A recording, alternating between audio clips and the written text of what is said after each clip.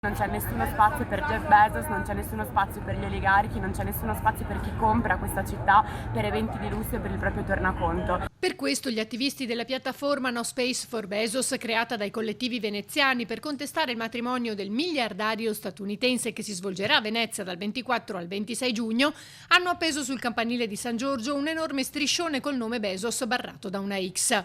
Azione che invita la città a un'assemblea venerdì 13 giugno alle 18 in Erbaria a Rialto. Per le mobilitazioni di quest'estate, per fare 3 giorni di accoglienza a Jeff Bezos quando verrà qui con tutta la sua truppa a ancora una volta comprare questa città, quindi ci vediamo venerdì. I collettivi contestano sia la logica di Venezia come teatro di grandi eventi in sequenza, sia la figura di Bezos, colpevole a loro dire di aver creato un business che si basa su emissioni che aggravano la crisi climatica e compressione dei diritti sindacali.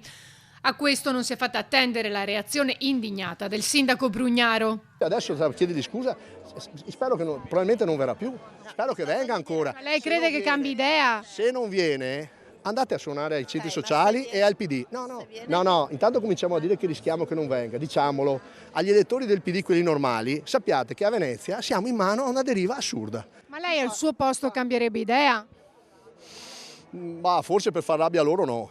Verrei volentieri, anche perché sa che la città lo attende volentieri, è una bella città, è normale anche che un personaggio così possa avere anche gente che cerca visibilità ai danni suoi. Questi cercano solo visibilità loro, pensano non sai che esistono questi qua, sti 40, 30 do che se andai sul campanile, se no non sai che esistono e li lasciano fare perché hanno paura, tutti hanno paura, allora questa è violenza.